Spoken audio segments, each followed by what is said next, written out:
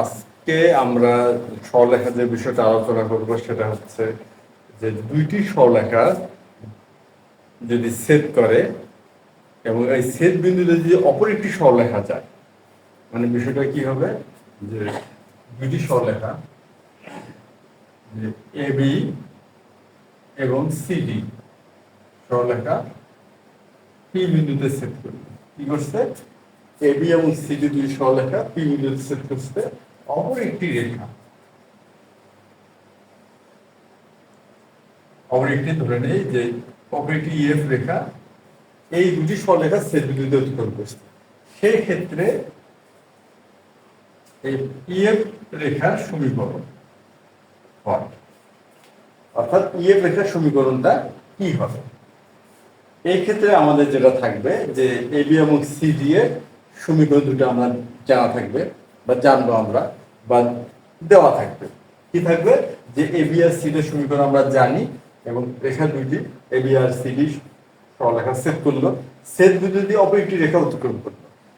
সেই ক্ষেত্রে এই যে ছেদ বিন্দুগামী যে অপর একটি রেখা তার সমীকরণ আমরা কিভাবে নির্ণয় করব, এই ধারণাটাই বা এই বিষয়টা নিয়ে আমরা আজকে আলোচনা করব এবং বিষয়টা বোঝার চেষ্টা করব এবং শেষ পর্যন্ত এটা একটা ফরম্যাটও দাঁড় করা।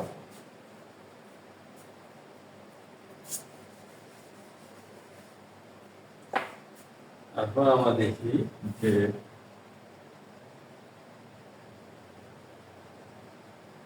এবি রেখার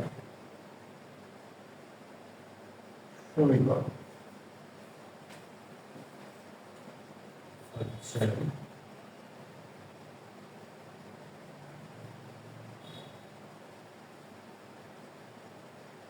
এটা হচ্ছে আমাদের এবি রেখার সমীকরণ আর সিডি রেখার সমীকরণ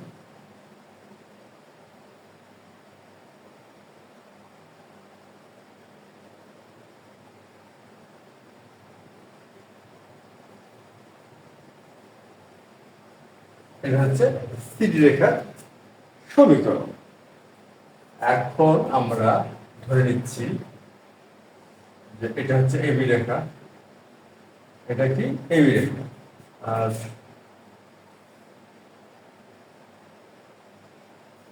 আর এটা হচ্ছে সিডি রেখা।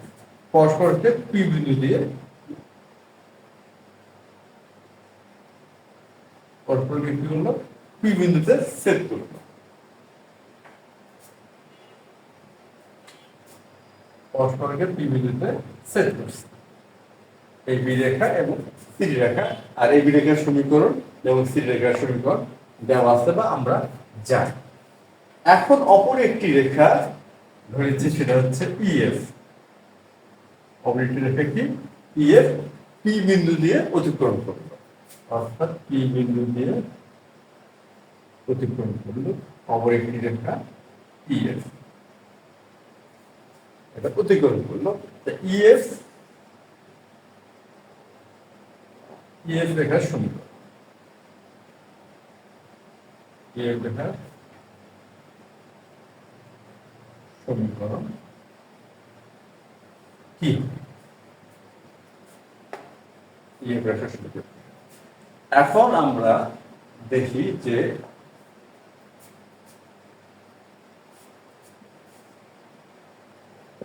এখন এবি রেখার সমীকরণটা আমরা দেখলাম, এটা হলো এবি রেখার সমীকরণ। এখন আমরা একটা বিষয় বোঝার চেষ্টা করি যে পি বিন্দুটা হচ্ছে এবি আর সিডি এর ছেদ বিন্দু।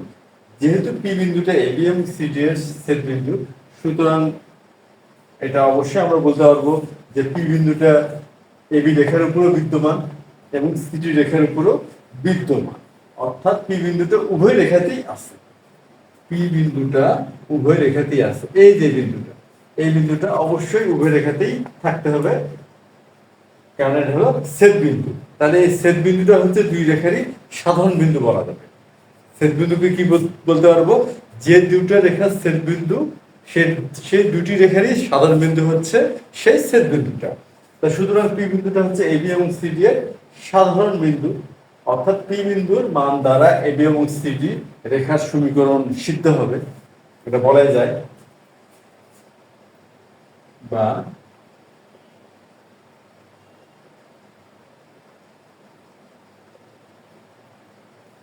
এখানে আমরা a ইন্টু 0 লিখতে পারি, তাই আমরা শূন্যের সাথে যে কোনো কিছু গুণ করলেই শূন্য হয়, আমরা এটা লিখতেই পারি।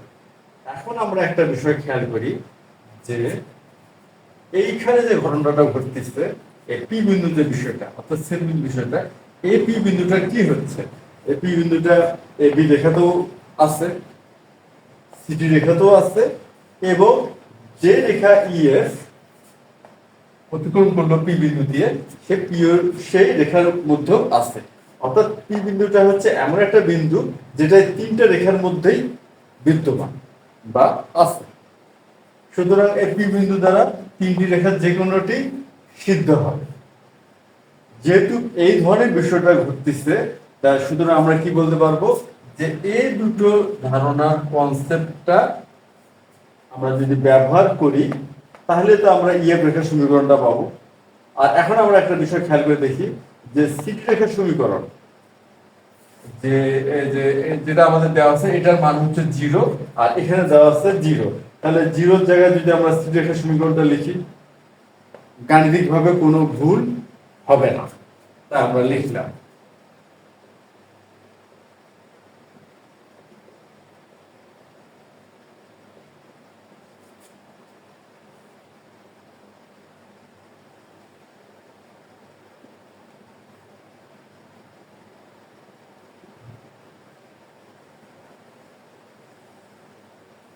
আমরা শূন্যের জায়গায় সিডি রেখার সমীকরণটা লিখলাম।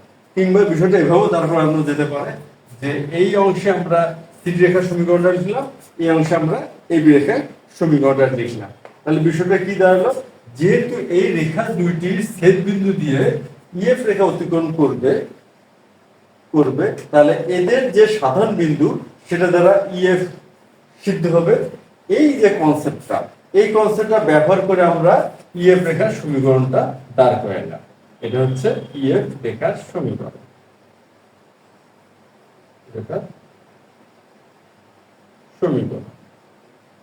এখন কথা হচ্ছে যে আমরা কি সমাধানে শুধুমাত্র এই পদ্ধতি উল্লেখ করব? না, এই পদ্ধতি উল্লেখ করব না। এখানে কে একটা ধ্রুবক আছে,